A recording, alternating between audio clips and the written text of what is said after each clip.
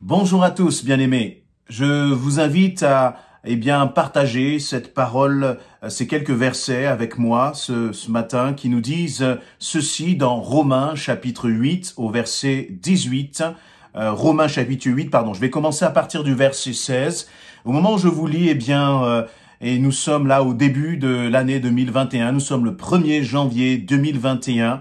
Et je veux remercier le Seigneur pour tout ce qu'il a fait. Le remercier parce que même dans les moments difficiles, il a toujours été là. Et c'est ce que je voudrais aussi partager avec vous ce matin, quelques paroles d'espérance et d'encouragement. Romains chapitre 8 à partir du verset 16, où il nous dit ceci: Abba Père, l'Esprit lui-même rend témoignage à notre esprit que nous sommes enfants de Dieu. Or, si nous sommes enfants, nous sommes aussi héritiers de Dieu, co-héritiers de Christ, si toutefois nous souffrons avec lui, afin d'être glorifiés avec lui. Verset 18, j'estime que les souffrances du temps présent ne sauraient être comparées à la gloire à venir qui sera révélée pour nous. Aussi la création attend-elle avec un ardent désir la révélation des fils de Dieu, car la création a été soumise à la vanité, non de son gré, mais à cause de celui qui l'y a soumise, avec l'espérance qu'elle aussi sera affranchie de la servitude de la corruption pour avoir part à la liberté de la gloire des enfants de Dieu. Amen. Je passe au verset 24, car c'est en espérance que nous sommes sauvés. Or, l'espérance qu'on voit n'est plus espérance. Ce qu'on voit, peut-on l'espérer encore? Mais si nous espérons ce que nous ne voyons pas, nous l'attendons avec persévérance. De même, verset 26, aussi l'Esprit nous aide dans notre faiblesse, car nous ne savons pas ce qu'il convient de demander dans nos prières.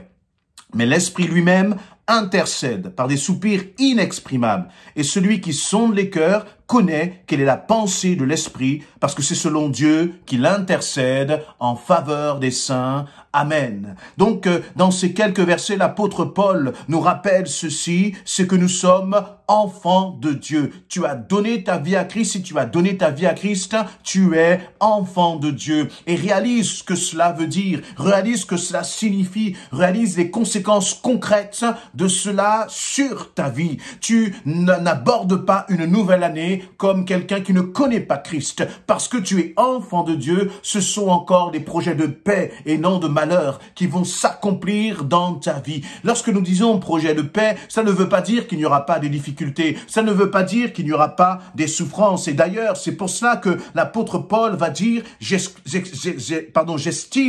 que les souffrances du temps présent ne sauraient être comparées à la gloire à venir. Paul est en train de dire, le Saint-Esprit est en train de te dire, oui, il va y avoir des difficultés. Oui, il va y avoir parfois des épreuves et des souffrances. Mais les souffrances présentes, les souffrances que tu peux vivre sont incomparables incomparables à la gloire que l'Éternel t'a réservée, toi qui es enfant de Dieu. Et il dit, en tant qu'enfant de Dieu, tu es héritier de Dieu. Vous imaginez être héritier de l'Éternel, le Créateur, le Tout-Puissant, celui qui tient le monde entier dans ses mains.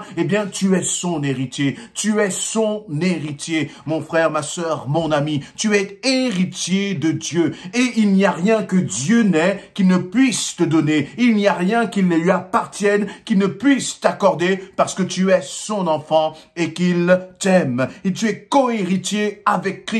Tu es descendant de Christ. Tu es comme ce nouvel Adam créé en Christ. Tu appartiens à Christ et Christ vit en toi. Et cela est bien plus fort, bien plus puissant que toutes les souffrances, toutes les angoisses, toutes les meurtrissures, toutes les épreuves que tu peux vivre. Réjouis-toi de cela. Et comme l'apôtre Paul, lorsque celui qui dit cela, ce n'est pas quelqu'un qui n'a jamais souffert, ce n'est pas quelqu'un qui n'a pas connu les coups, qui n'a pas connu la persécution, qui n'a pas connu la lapidation et la prison. Celui qui dit cela, c'est l'apôtre Paul. Et lorsqu'il regarde sa propre souffrance, parce que c'est une réalité, en tant qu'enfant de Dieu, nous passons par des temps difficiles. Cette année 2019 a été une année compliquée, a été une année difficile dans beaucoup de domaines de nos vies, les uns les autres.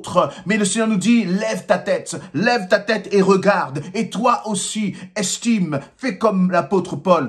Paul dit, j'estime que les souffrances du temps présent ne sauraient être comparées à la gloire à venir. Lui, c'est ce qu'il estime. Mais est-ce que toi aussi, tu peux dire que les souffrances du temps présent sont incomparables, Seigneur, par rapport à la gloire à venir que tu nous réserves, à nous qui sommes enfants de Dieu? Est-ce que toi aussi, tu peux dire cela sur ta vie? Est-ce que sur tes difficultés, face à tes circonstances, face à tes épreuves, tu peux dire à ton Seigneur maintenant, Seigneur, j'estime que ce que je suis en train de traverser n'a aucune comparaison avec la gloire à venir, avec le plan que tu as réservé pour ma vie. Est-ce que dans ce temps de difficulté, est-ce que dans ton temps d'épreuve, tu peux dire à l'Éternel, je te fais confiance, mon Seigneur, je place mon espérance en toi, je sortirai vainqueur de cette situation parce que je suis héritier de l'Éternel. Je suis co-héritier de Christ. Est-ce que tu réalises de qui tu es co-héritier? Est-ce que tu réalises de qui tu es héritier? Est-ce que tu réalises réellement que tu es enfant de Dieu et que le fait que tu sois enfant de Dieu, cela a un impact, cela a une incidence directe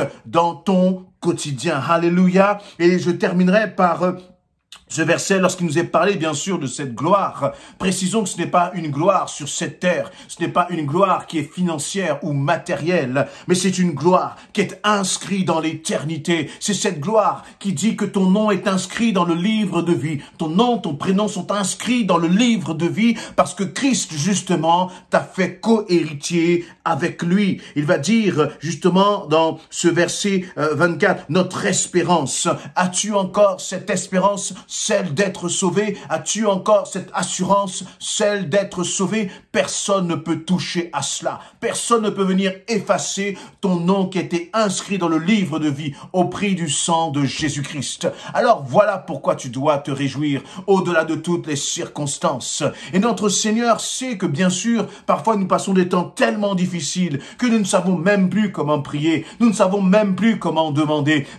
Même nos larmes, nous n'avons même plus la force de pleurer. Mais même dans ce moment-là, le Seigneur te dit, l'Esprit au verset 26 nous aide dans notre faiblesse. Le Saint-Esprit t'aide dans ta faiblesse. Il vient à ton secours pour te relever. Il vient à ton secours pour t'encourager. Le Saint-Esprit va même intercéder à ta place. C'est-à-dire qu'il va prendre position. Il va lutter à ta place. Lorsque toi, tu n'as plus la force de parler, le Saint-Esprit parlera pour toi parce qu'il veut s'assurer de ta victoire. Le Saint-Esprit sonde ton cœur. Il sonde tes pensées. Il intercède en faveur des saints. Il nous est dit à la fin du verset 27. Le Seigneur intercède en ta faveur. Alors ne t'inquiète pas, quel que soit ce que tu vas traverser, quel que soit ce que tu traverses, quel que soit ce que tu as traversé, l'Éternel est avec toi. Le Saint-Esprit intercède en ta faveur. Alors toi, ne cesse pas de répéter que tu es enfant de Dieu et que tu réalises que parce que tu es enfant de Dieu, eh bien tu es héritier de l'Éternel et tu hériteras des bénédictions et des promesses que le Seigneur a mis à part pour toi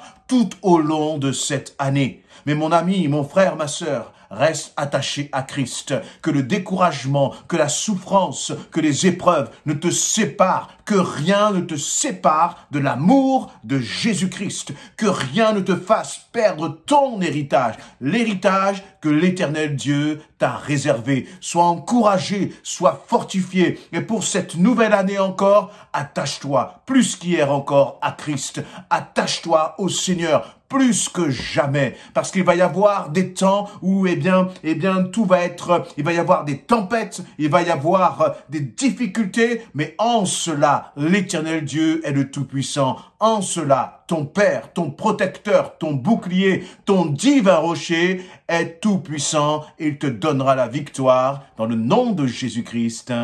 Amen.